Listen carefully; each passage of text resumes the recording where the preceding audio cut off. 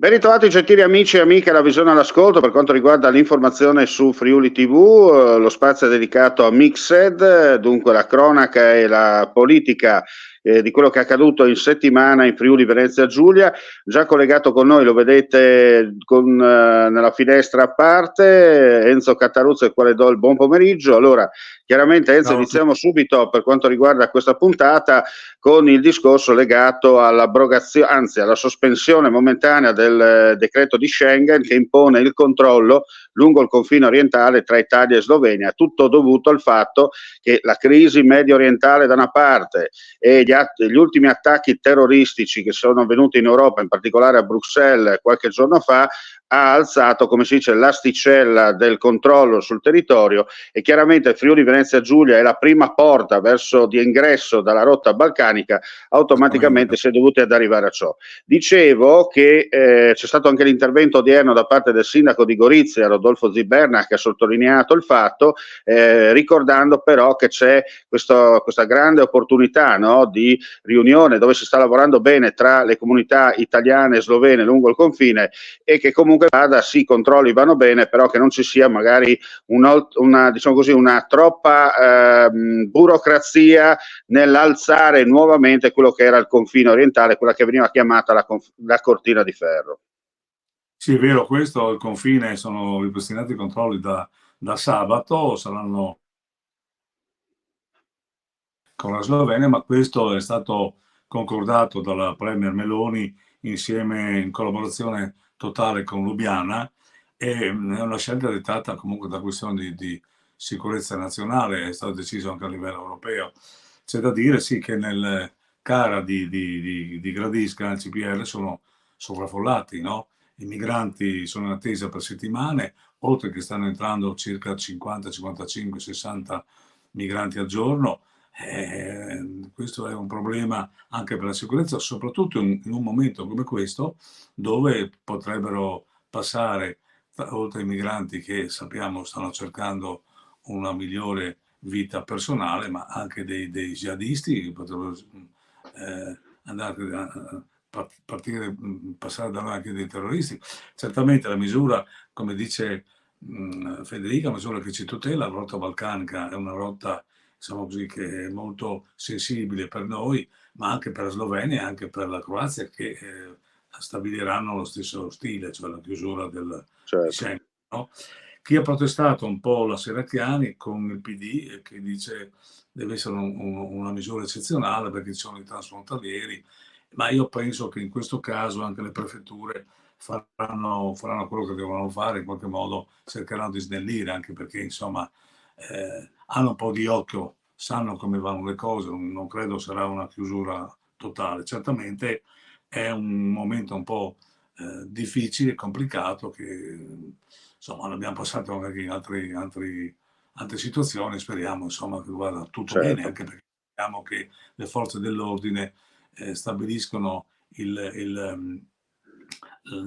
soprattutto nell'emergenza e nella sicurezza, stabiliscono dei criteri che sono Ecco, sicuramente. giusto per dovere di cronaca, magari perché qualcuno potrebbe confondersi con il discorso Schengen, confini, eccetera. Ricordiamo che il decreto di Schengen è quel decreto che ha abolito il controllo dei passaporti, cioè la famosa polizia di frontiera, mentre Sì, sì. chiaramente chi viaggia con le merci viaggia liberamente senza nessun problema, cioè non è che avrete anche la dogana, tanto per essere chiari. Sì, sì, sì, chiaro, evidente. Però insomma, molta gente non è molto ferrata in materia e quindi, sai, quando si dice una chiusura, la mente corre magari chi ha una certa età, come corre quando andava nell'ex Jugoslavia e che aveva delle apprensioni a passare il confine, ma questo non sarà, non credo, insomma, ecco. Non credo assolutamente. Ci saranno 10 giorni di passione, come si dice tra virgolette, forse qualcosa in più, speriamo che risolva la situazione. In ogni caso, per la rotta balcanica io ho sentito molte voci di approvazione per quanto riguarda la scelta fatta dal governo, quindi vuol dire che era un qualcosa di sentito, di sensibile. Certamente chi abita magari nell'Emilia Romagna non sa che, oppure immagina diversamente da noi, che i confini sono sensibili e qui passano tutti. Non solo, ma anche nei boschi, insomma, anche sul Carso passano, non penso che sarà saranno i valichi, diciamo così, principali, ecco. Ecco, quello che conta è, come hai detto tu, insomma, che il presidio sarà lungo le direttrici principali del confine, però chiaramente pattugliare i 200 e rotti chilometri da Coccao scendendo fino a Muggia è un po' dura e non è che si riesce proprio a perlustrare millimetro per millimetro. Oggi comunque ricordiamoci che i mezzi tecnologici a disposizione permettono comunque un pattugliamento più, diciamo così, serrato a livello operativo, con dei mezzi tecnologici, insomma, che possono tranquillamente sopperire l'eventuale non presenza dell'uomo. Ecco, abbiamo parlato di questo effetto. Io direi di dire anche questo, Enzo, di non preoccuparci, non dobbiamo metterci cose strane per la testa, soprattutto magari alla popolazione, che già sappiamo i social, basta poco per infiammare gli animi, no? È una cosa Sì. normale, è già capitata più volte sia dal 95, quando è caduto il confine con l'Austria, sia nel 2007, quando è caduto il confine con la Slovenia. Non è la prima volta e non sarà nemmeno l'ultima che vedremo ogni tanto qualche sospensione di qualche giorno di Sì. Schengen per vari motivi legati non L'ha solo al fatto terrorismo, ma l'Austria, anche agli eventi l'ha fatto sportivi, anche tanto per l'Austria. dire. Sì, sì, certamente. Non bisogna drammatizzare, bisogna prendere atto della realtà. Certo. Senti, torniamo invece in casa nostra, anche se abbiamo parlato di casa nostra, ma più direttamente alla politica interna. Si parla molto di infrastrutture in questo periodo, ci sono ad esempio delle novità per quanto riguarda le ciclovie, il recupero dei sedimi ferroviari dismessi e via dicendo. Ultimo e non ultimo, il famoso collegamento mancante per quanto riguarda la ciclovia Alpe Adria tra Moggio Udinese e Venzone, 90% praticamente dell'ex sedime della linea storica della ferrovia Pontebana a binario unico, e tra questi rientra anche il recupero del sedime della vecchia ferrovia che da Stazione della Carnia portava a Tolmezzo, riqualificata in ciclovia. Ci sono degli investimenti non da poco, però insomma dalla Carnia qualcuno alza la voce dicendo: sì, ho capito, bella iniziativa eccetera, ma il ponte sul Fella d'Amaro che facciamo? Punto di domanda. Continuiamo a utilizzare il vecchio ponte che dovrebbe essere provvisorio, mentre quello nuovo rischia di cascare e non si sa cosa fare, e soprattutto quando inizieranno, quando termineranno i lavori? Io penso che oltre a questo ci sono anche altre infrastrutture in giro per la nostra regione che stanno aspettando di essere completate, però purtroppo sappiamo che non è una situazione economica molto, diciamo così, brillante, nonostante che la nostra regione intervenga dappertutto e fa quello che può fare. Io penso che comunque alla lunga la nostra regione monitorerà anche questi lavori, quindi anche il ponte sul Fello verrà completato in qualche modo, anche perché c'è già un altro che può che essere usufruito, quindi è evidente che in questo momento, quando si costruisce da una parte, le comunità sono un po' in fermento. Non dimentichiamo che il prossimo anno si vota un po' dappertutto, quindi molti cominciano un momentino a cavalcare dei temi che potrebbero essere utili per la campagna elettorale. Insomma, non dimentichiamo che Certo. questo, oltre che le questioni sono vere, però insomma bisogna anche avere un po' di pazienza. Certo. Tra l'altro tu accennavi di un'altra infrastruttura, ricordiamo il famoso ponte, non sul fiume Quain, ma il famoso ponte sul Torre tra Viscone e Nogaredo sulla strada provinciale, pardon, Palmarina, che è diventata un po' la barzelletta d'Italia. I lavori sono iniziati nel 2014-2015 e ad oggi esattamente non si sa ancora quando ci sarà un'eventuale apertura di questo nuovo manufatto che va a sostituire quel benedetto ponte che rimane ancora in piedi per miracolo, concepito negli anni 60 e che ormai ha finito, come si dice, il suo gioco. E ripeto, la barzelletta d'Italia, dove ricordiamo un ponte che ha riscontrato tanti problemi sin dalla posa della prima pietra, con materiali scadenti e con rischio crollo immediato addirittura alla vigilia del suo collaudo nel 2018-2019, quando qualcuno per fortuna ebbe la bene idea di non far partire i camion, perché altrimenti avremmo visto uno sfracello completo. Oggi si sta facendo l'intervento di rifinitura per quanto riguarda la sostituzione di questi diciamo così ferri che dovrebbero tenere in piedi il ponte con dei ferri più a norma e soprattutto dei ferri più duraturi, visto che gli altri erano già andati, usando un termine tecnico friulano, freiz, ancora prima di essere concepiti.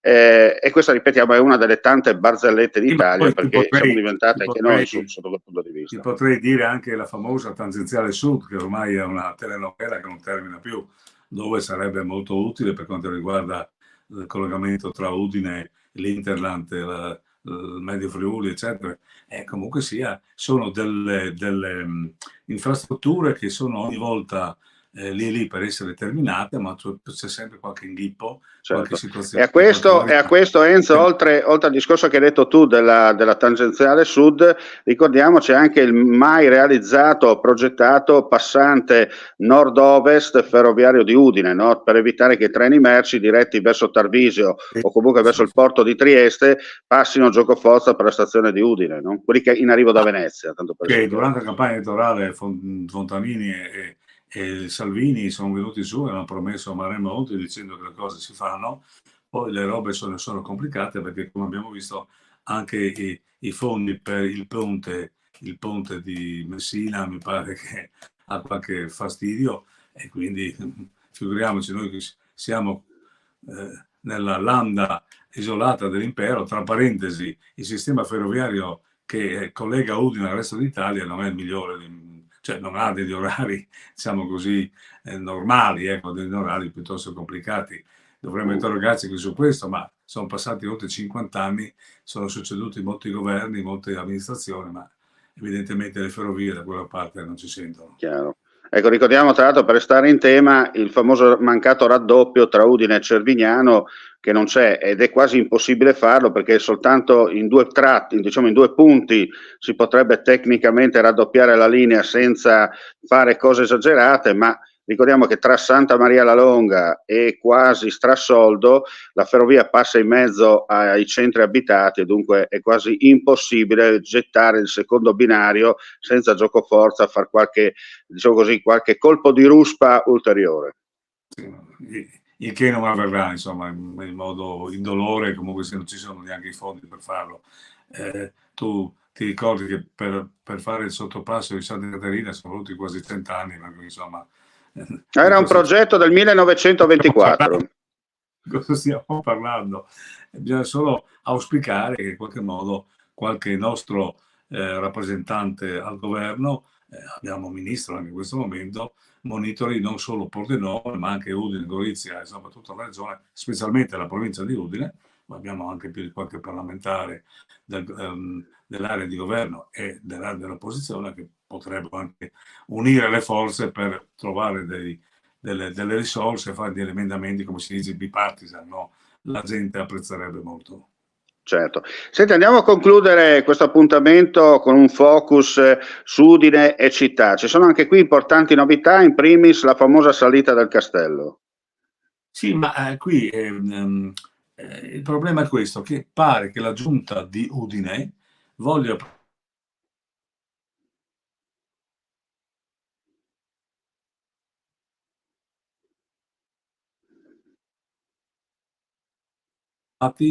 e poi ci sono delle verifiche da soprintendenza che potrebbero cambiare i piani, no? Quindi anche quello che si era detto prima della campagna elettorale, tutti hanno detto tutto bene, poi cominciano adesso i primi problemi. Noi sappiamo che le soprintendenze hanno una parola pesante su qualsiasi miglioria, tra virgolette, e poi è chiaro che anche, per esempio, sul bosco urbano, che riguarda un po' anche l'area, comprende anche l'ex AFAO, dove il sindaco attuale ha fatto un punto d'onore, dove dice in qualche modo bisogna recuperare quell'area per dare a Udine uno sfogo, eccetera, eccetera. Tutti parlano molto bene, però poi i quattrini mancano. Poi è chiaro che è evidente che se questi progetti saranno considerati anche dalla giunta regionale, Federica in un'intervista che ho fatto tempo fa ha detto chiaramente non è questione di patto istituzionale con Udine, noi facciamo patto istituzionale con tutti i comuni della regione, perché insomma siamo per tutti i comuni alla stregua, e qualora ci sono dei progetti validi, noi finanzieremo progetti validi e utili per la comunità. Quindi speriamo che il progetto di Udine vada avanti, anche perché l'ascensore in castello sarebbe un vulnus un po', tra virgolette, un po' particolare, nel senso che ormai fatto 30 dovremmo fare 31, insomma, no? Sarebbe una cosa assurda, altrimenti assisteremo a un'altra telenovela come l'ascensore del castello di Gorizia, che poi alla fine il bravissimo Ziverna è riuscito in qualche modo a strappare e finalmente l'hanno fatto. Ma speriamo che Udine si stabilizzi su questa linea d'onda, no? Di dare i servizi, anche perché i cittadini si aspettano in qualche modo, no? Se non altro per il turismo, se non altro per la curiosità di vedere Udine dall'alto, e attirerebbe molti turisti, sono convinto di questo.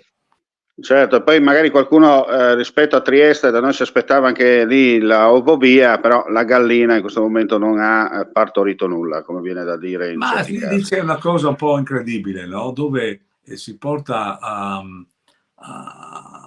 il tema dell'ovovia, l'hanno fatto anche in altre città molto più importanti, molto più grandi di Trieste, però c'è qualcuno che dice che effettivamente la situazione potrebbe essere, qualcuno dice ma deturpa il paesaggio, va male, ma qualcuno forse anche ci crede.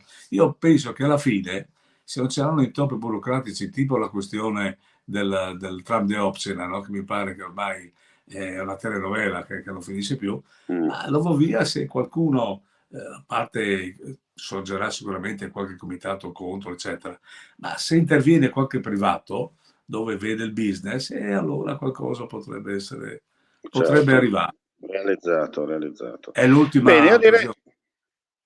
certo, l'ultima occasione anche per rilanciare un po' tutto il territorio. Sì, Bene, io sì. ringrazio, certo, io ti ringrazio Enzo come sempre per l'intervento, per quanto riguarda questo spazio dedicato alla cronaca riassuntiva settimanale e anche politica in Friuli Venezia Giulia. Grazie per la visione e l'ascolto, non resta che augurare a tutti voi un buon proseguimento di giornata. Alla prossima. Alla prossima.